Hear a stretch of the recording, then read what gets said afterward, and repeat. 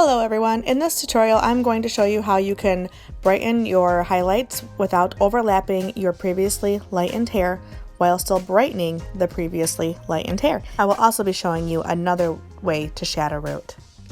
Here is the before and after transformation, and if you'd like to see exactly how I did this, just stay tuned.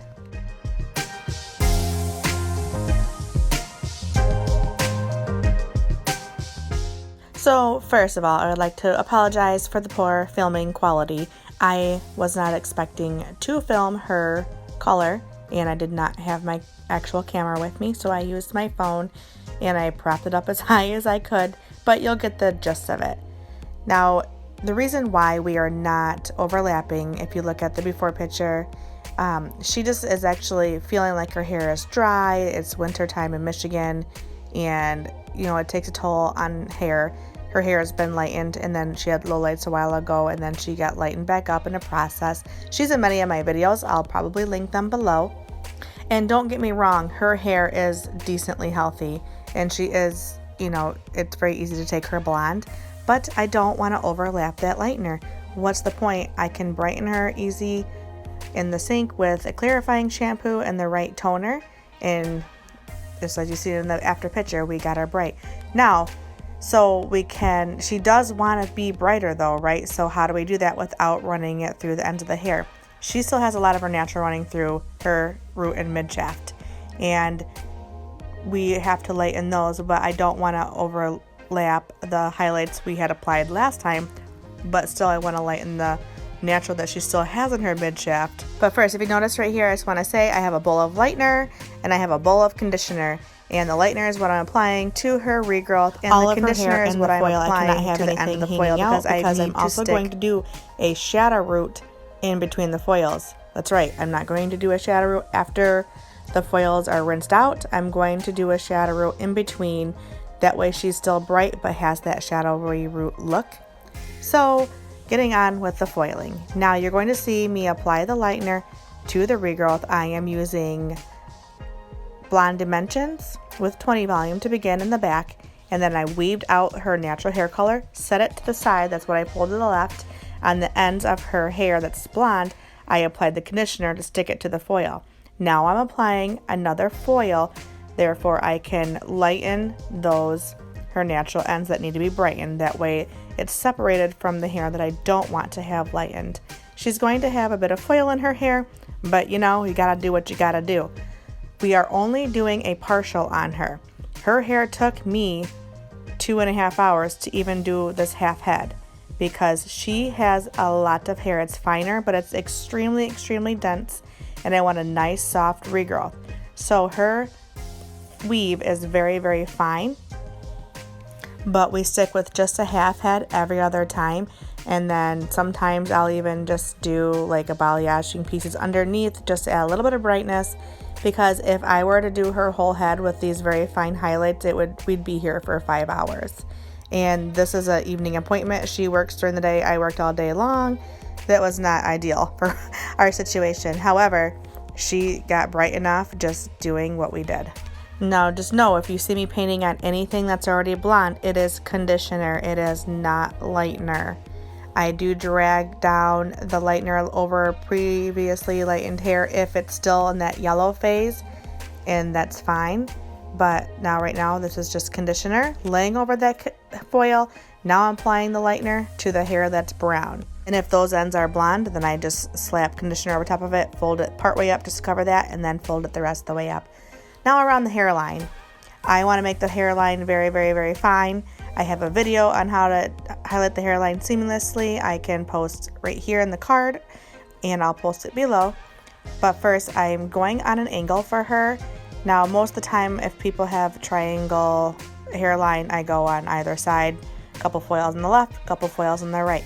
But you'll see how I just stick with an angle here, and then it kind of curves up and meets the foils that are on the top of her head. These highlights are extremely finely weaved. And when I say finely weaved, remember, she has a lot of hair. So her thin sections are still thicker than the average person. But I make a really, really fine weave. So it's blended in so good. And her hair, she swishes over to the left.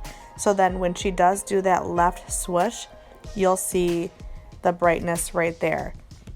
And it'll be really blended in and very bright.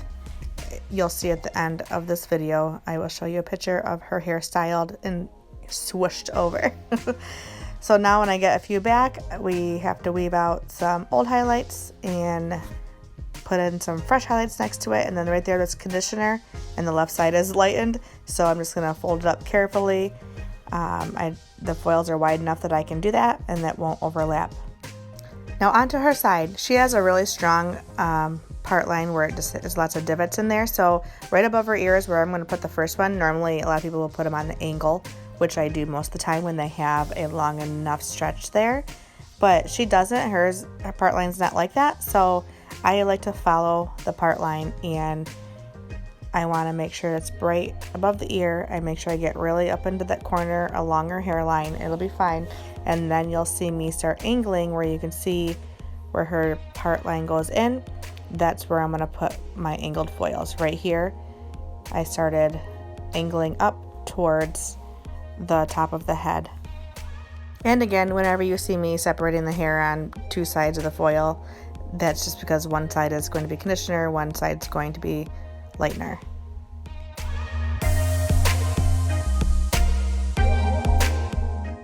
Take note when I am doing these sections around the hairline, the section is very, very thin and the weave is very, very fine.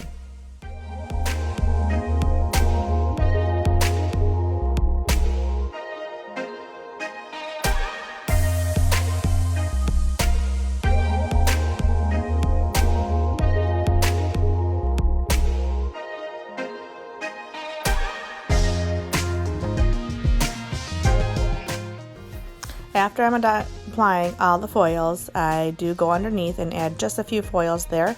I think I add 2 right here on the nape, and then on either side I do 1. That way, just when she pulls her hair up, she does have something there. Notice that I apply the foils onto a balayage board before I paint the lightener on. It just makes an easy flat surface down there. I just fold it over the board, stick it right up in there, hold it with my finger, they're light enough, and then you can get right up to that root area without having to worry about a big crumpled foldy mess on your hands. And then just fold it up and ta-da! If you have not tried one, I suggest you do it. It's perfect for around the hairline. I did use it above her ear. If you notice, if you want to rewind and go back when I did the side of the head, it provides a neater application. Now that we are done applying the foils, you notice that I keep the foils clipped up away, and I'm going through with Shades EQ Gloss 7N and 8V. I want to give her an ashier shadow root while also blending in the old highlights that have grown, and I will also be applying this in between the foil. It will act as a shadow root. I want it to drag it down a little bit to give it more of an ashier, rich look, because we did do so many foils and she will be very blonde, but adding just like, it's almost like I call it an invisible depth. That way she doesn't look like a solid blonde, but she's very bright. Because I also do not want to add the shadow root after the foils are rinsed out like you normally would do a shadow root. That is because I want to keep the highlights that are in her hair all the way up to her scalp to be as bright as possible, so she'll feel as bright as possible. And I won't feel the need to add a shadow root after rinsing out her highlights because they'll be blended in just fine because we did the weave extremely fine. And it is very easy to apply this way, just having all the foils up and then dropping it down each section and dragging it down a couple inches. However, I do avoid the very, very, very front hairline. Those first four foils right there do not have a paint in between because I don't want any depth there. That's going to be the part that's around her face that's going to make her say, wow, I feel really blonde. So tip, since she does feel dry, we are doing a treatment on her today, which is going to be Olaplex. And while her foils are processing, I go ahead and I run Olaplex number 1 and then let that sit for 20, and then I apply Olaplex number 2, and that sits until she's ready to rinse out, which was at least 20 minutes. After rinsing her foils, I do a Malibu Undo Goo treatment on her hair. Let that sit for a few minutes to brighten up her ends, open up that cuticle. And for her toner, I apply 10N and 10V in Shades EQ Gloss. That sat for 15 minutes. Don't be scared. It looks scary, but look at the result. This is her after straight without any other heat applied to it. And we added some deep waves in there, and she definitely feels a lot brighter. And she was ready for a date night with her boyfriend. I'm loving these results. We were actually pretty impressed with how bright we got her. Always do a clarifying shampoo on all your blondes before applying the toner. It helps remove any of that buildup, gives you a clean canvas, and it accepts the toner a lot better. So I hope everybody learned something new in this video. If you would like to see all my tutorials, please just hit that subscribe button and maybe give me a thumbs up if you did enjoy the video. That helps me keep getting these out to you. But I will be back soon with another tutorial. Goodbye.